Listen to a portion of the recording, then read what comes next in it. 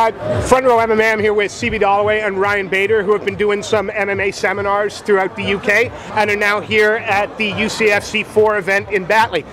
Gentlemen, first of all, I know it's your second time to the UK. Yeah. What's your impression of the UK, first off? We're having a great time. Good people here. We've been doing seminars throughout, different cities over, in the UK. So got to meet different people, travel around a little bit. We've been having fun. Yeah. Everyone's been great to us. No bad attitudes at the seminar or anything. Like, everyone's been really cool.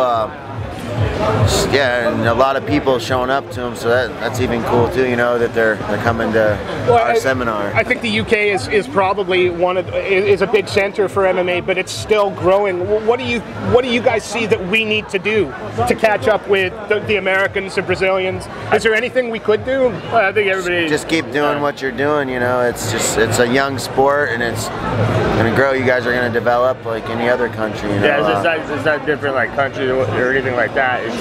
It's an individual. You go in there, get in the gym, and you work hard, have a good attitude, and be willing to, open your mind up to different things. It's good. It's funny because a lot of the other European countries, and then you've got the States. Yeah. They have their freestyle, their Greco-Roman, and Brazil have got their grappling arts. I mean, is that sort of the one element that you think that we need to focus on? Is maybe get some kind of grappling, like we can do like wrestling in our school for free, so it's offered to us for free, so maybe you can incorporate something like that. It gives the kids a free martial art they can do. Teach them, teaches a lot of discipline and ethics and stuff. So, well, they say wrestling is a fundamental base for MMA, and obviously in the UK it's not as popular a sport. We've got our judo and what have you. What has impressed you most about the UK fighters you've seen? Is there do they have? What is it about UK fighters? In general, just like fighting UK generals, just watching in the UFC and whatnot. They have heart. They go out, they fight hard, and that they have that attitude. It was the same attitude in the seminars. People came to learn, and they were there the whole time for 2 hours, wanting to learn and wanting to do what we were teaching and whatnot. And we weren't just teaching; we were learning from those guys too.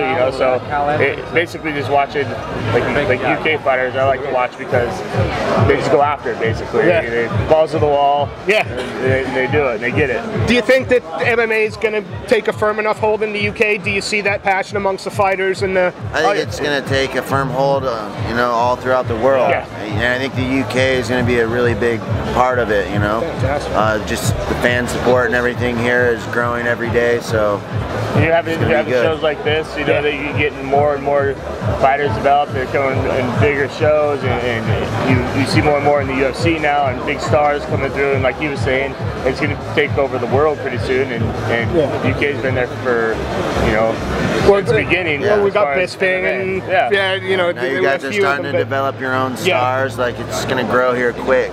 And the more that you see people educating themselves on the sport, getting out, doing the jiu-jitsu classes, doing the boxing, like they're going to start to understand it more, and that's going to help grow. I know you guys are fighters and not politicians, but another thing that we're lacking is a governing body. How important do you think that is for this country? For every country. But every country, it's huge because that's what keeps the fighters safe.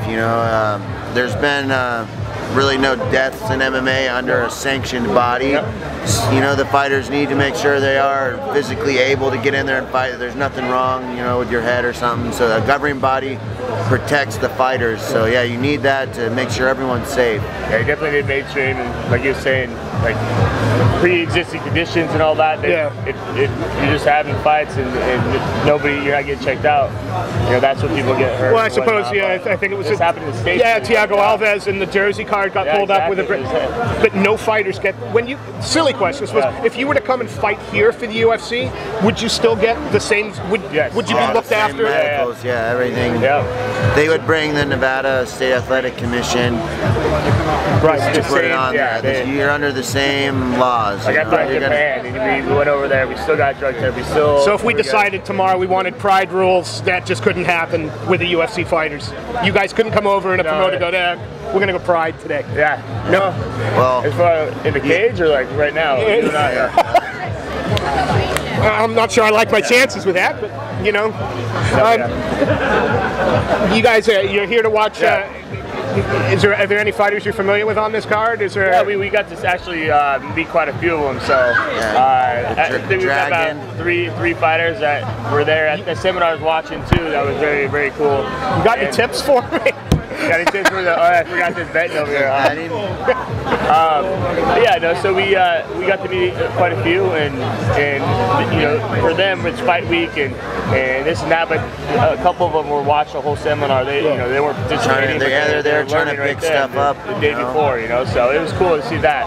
Fantastic. And we have to ask the UFC question because I've got two UFC stars in front of me. What's next for Ryan Bader? What's next for CB Dollaway? Or more importantly, what do you want next? You're coming off a pretty tough loss, I'm afraid. For me, it's just getting back in the gym and get better, and then we'll see what happens. I want another big fight.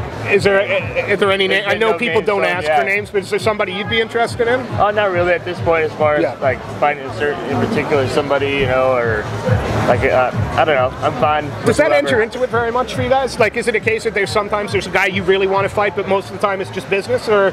It's always just business. Yeah, business for me. But yeah, you always want to fight a big name. Like you want to make that step. You want to become a big name yourself, and the only way that happens is by beating big names.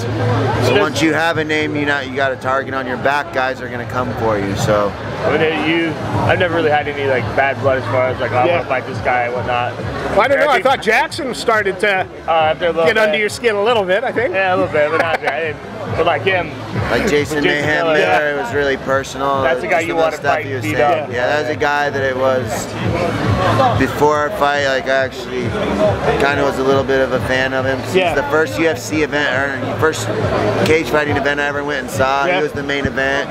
He beat Robbie Lawler. I was like, and I find myself, 6 years later in the cage with him, and he's just being a dick with all this trash talk and going above and beyond. You know what? Places you shouldn't talk trash, basically, and hitting below the belt. Yeah, hitting below the belt. So it was nice to go in there and put him in his place. Going back to, because you guys again, we're talking trash talk and sort of how you build up a fight. Is that something that a fighter needs now? The ability to shine on camera as well as is that important now, or is skill enough? It depends. If you want it. Skill's good, but if you have a personality to go with it, then it's going to lead to bigger and better things for you. But if you have the skills inside the cage, it's going to take you places. I suppose Anderson Silva doesn't run his mouth. It's individual basis. Like I don't talk much smack, and neither does he really. So it's like I like to go in there and just try to compete. Let your fighting do the talking for you. But there you see that more often with people like talking themselves into big fights. And selling big fights too. Like again, you just look at Sonnen, don't you? Yeah, that's what it's about. Those selling tickets. It is a business too, but And a final question, and then I'll let you guys enjoy your evening. We just had I'm all right, thank you. We just had the Olympics, and there's ever since the Olympics came to London, certainly all over the forums, it's been should MMA be an Olympic sport? Seeing as its foundation is pancration and boxing, which goes back, and do you believe that it has a place in the modern Olympics, or should it be wrestling, kick, judo?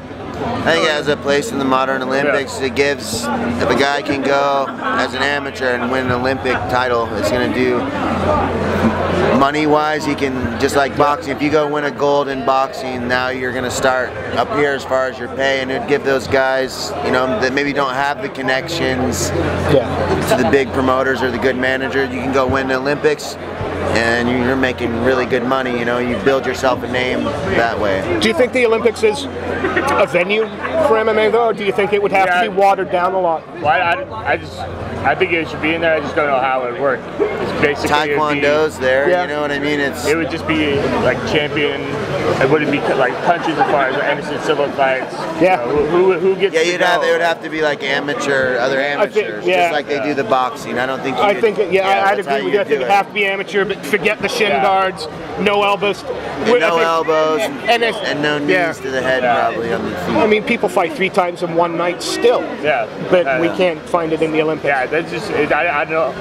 It has a place, I just don't know how it would be structured and worked out. Sport's so young still, but one day I'm pretty sure we're going to see it. Well, I was hoping, I got to admit, I was kind of hoping that with Rio coming up, they were at least going to do, you know, no-gi submission grappling or BJJ, because that would be a next step for MMA to get into that. And it's in that would be it's in the backyard, isn't it? So I think that would probably be a first one too. Is like you said, BJJ or no-gi or something. That would be really good to have. Because they could put submission wrestling on with the freestyle and Greco-Roman. Well, isn't there Sambo in the Olympics? I don't think there is Sambo. No, nothing with leg blocks or no submission grappling at all. Yeah.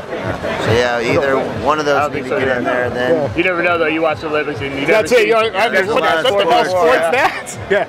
Gentlemen, I want to thank you very much for your time, guys. You know, absolutely stunning to meet you. If you could do me one more favor, if you could just look at the camera and just say, Clayton Costello, you're a loser for staying home today. Clayton Costello? Clayton Costello, you're a loser. Clayton Costello, you're a loser for staying home today.